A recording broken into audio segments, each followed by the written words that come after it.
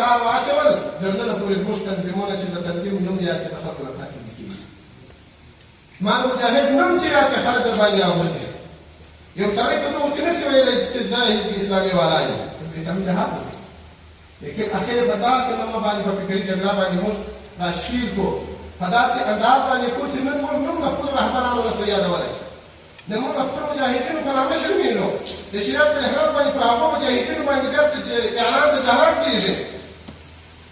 که چېرې نن بیا هم قدرمند ځوانان ونه لرو، که نن هم پوهان ونه لرو، که نن هم د مقالو لیکونکي ونه لرو، که نن هم د کتاب پوهان ونه لرو، نن هم د کتاب لیکونکي ونه لرو، نن هم قدرمند ځوانان انرژي استعمال نه کوي، بیا به الله دې نه کوي لکه امریکا ته چې ماته وکړې ده په یوه نامه په بل نامه بیا داسې مقابله راسره کېږي چې بیا به جهاد اعلان نه باندې الله دې نه کوي.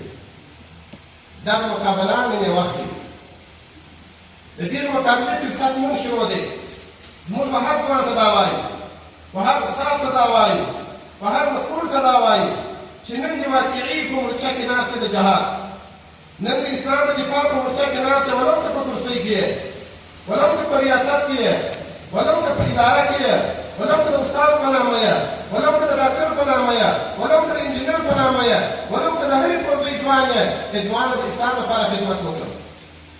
ځوانه ستا دا په موټر چلوونکي استاد باندې دا کار نه کېږي، دا د زراعت په بزګر باندې دا کار نه کېږي، دا په تجار باندې دا کار نه کېږي، دا د دفاع په مجاهدینو باندې دا کار نه کېږي، دا په کروان چې ولاړ مجاهدین دي دا کار نه شي کولی، دا د هغو کار نه دی. دا فکري مقابله، دا ځای فکري دا ستاسو کار دی، دا د پوهانو کار دی، دا د هغو خلکو کار دی چې ځان مرتاز جوړ کړي، ځان په څه باندې پوه کړي، خپله انرژي پوره استعمال کړي د هغه تشویشي خبرو څخه، د هغه خبرو څخه چې د ځوانۍ په لحاظ کې فاحشات دي، هغه شیان چې شهوات دي، هغه شیان چې نفس یې تقاضا کوي د دې شیانو څخه ځان راوګرځوي، ځان محصور کړي، خپل ذهن په دین کې استعمال کړي، خپل ذهن په پوهې کې استعمال کړي، په لومړی کې اول نمبر راسي. ګوره ځوانه یو د ځان ته ګټه ورسوله یوه خبره شوه، خپل مورپلار لپاره یخوالی د سترګو شته یوه خبره شوه، د خپل کور د فامیل لپاره ګټه شته یوه خبره شوه، لیکن د جهان سره د نظام سره د اسلام سره وفادار پاتې شوې، د کافر مخنیوی بیا په تا باندې کېږي. د پوهان خلک، د هغه قدرمند ځوانان چې څه زده کړي، د هغه استادان چې په څه باندې پوهېږي، د هغه علماء کرام چې په تاریخ باندې پوهېږي، په حدیث باندې پوهېږي، په تفسیر باندې پوهېږي، د مذهب په کتابو باندې پوهېږي، د فقهاو په کتابو باندې پوهېږي، په راجح او په مرجح باندې پوهېږي، دا د دغو خلکو وخت دی. ځانګړش کوي، چمتو سي مقابلې ته، چمتو سي د دښمن څخه دفاع ته. په افغانستان باندې چې کتابونه ګورې، د کومه ځایه چې کتابونه راځي دا د ځان لپاره په خپل ګټه مه ګورئ. کوم ځای ته چې موږ تاسو غوښته کېږي دا د ځان لپاره خوشحالي مه ګورئ، دا خو د ضرورت په لحاظ و، دا به ضرورت بولو. که واقعي ملک ته وفاداره یاست، واقعي خاورې ته وفاداره یاست، واقعي نظام ته وفاداره یاست، واقعي خپل کور ته وفاداره یې ځوانه، انرژي استعمال کړه، کوشش د دې وکړه د دې استاد سره، کوشش د دې وکړه د دې ماسټر سره، کوشش د دې وکړه د دې دکتور سره. د الله تعالی جل جلاله څخه چې څه غوښتي ولې الله هغه ارمانونه راپراته، یو ارمان ورته دې لرم الله دې هغه هم راپرا کړي چې موږ کوشش د دې وکړو، موږ په خپلو پوهنتونونو کې، موږ په خپلو مدارسو کې، موږ په خپلو ادارو کې داسې ابتکار وکړو چې د الف څخه د سره سره د ایک یوه څخه د سره سره کم حساب و خط و تعلیم شروع کېږي، بیا د لوړې رتبې پورې چې تخصصات دي، د لوړې رتبې پورې چې دکتراوې دي، د لوړې رتبې پورې چې پوهنځانان دي چې دا ټول د دې وکړو. بس دا ارمان لرو، کوشش د دې کوو. په تېر کال کې مو کوشش د دې کوو چې د پوهنتون فضا برابره کړو. دا د ملي ادارې مالي ادارې په ارتباط باندې کوشش وکړو. د سږکال لپاره پلان باندې کوشش د دې دی چې موږ علمي سطح لوړه کړو، د خپلو قدرمنو استادانو لپاره اسباب برابر کړو، د محسنینو ځوانانو لپاره اسباب برابر کړو، د دې مسلمانانو ضرورتو پوره کړو، د دغه لپاره چې ماسټري د دې شروع کړو، دکترا دې شروع کړو، ټول ضرورت یې پوره کړو. دا خاوره خو ذهینه خاوره ده، دا خاوره خو د غیرتي خاوره ده، دا خاوره خو د شهداو د غیرت خاوره ده، دا خو موږ ستاسو د پلرو او د نیکهګانو د اسلام د تورې د شرنګ خاوره ده، دا خو موږ په غیرت ګټلې خاوره ده. نو دغه غیرتي خاوره به په غیرتي تعلیم باندې سر ته رسوو. همدغه خاوره کې به داسې غیرتمن پاتېږو لکه څنګه چې تاسو یاست.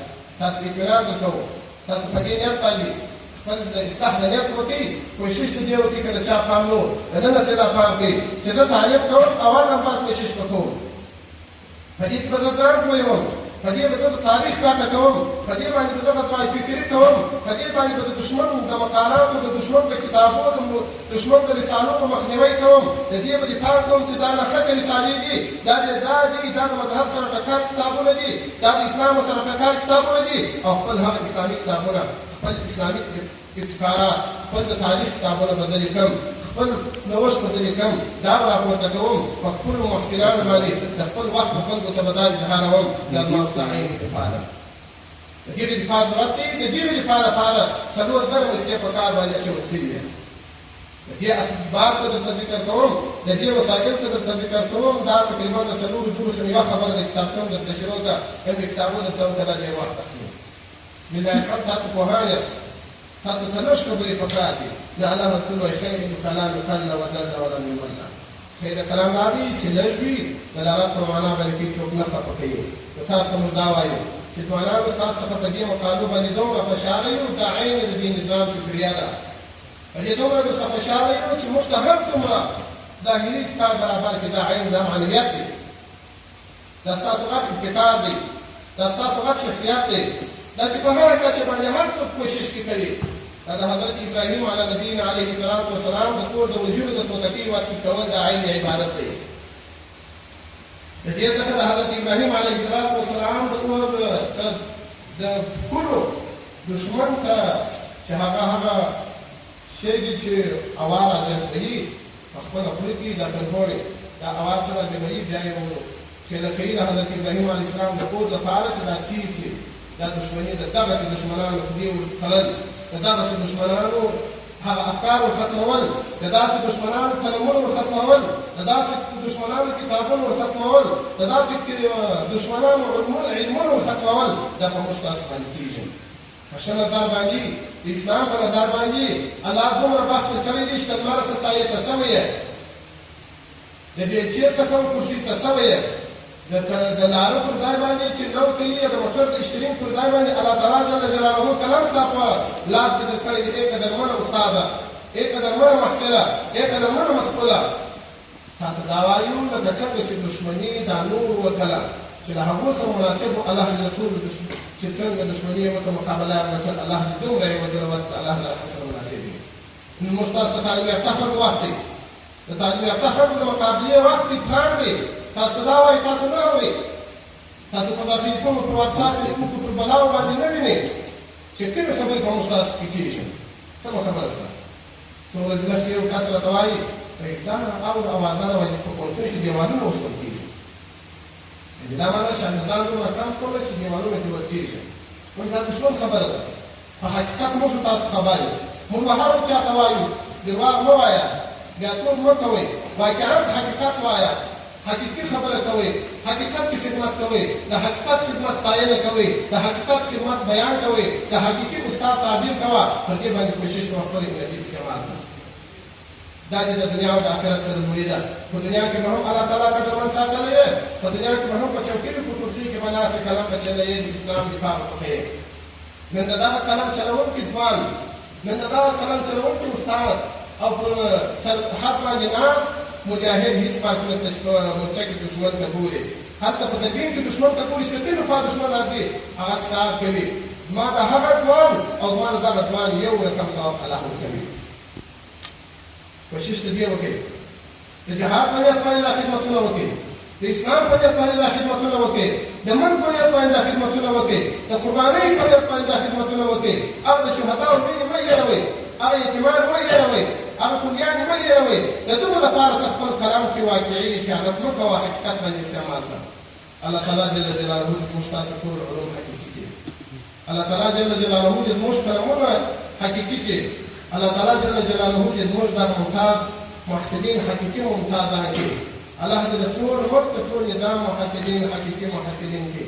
الله تعالی جل جلاله دې دا مقاله لیکونکو ته دومره توفیق ورکړي چې دا د جهان په سطح مقاله لیکونکو کتاب لیکونکي کسان دې جوړ شي. وآخر دعوانا الحمد لله رب العالمین.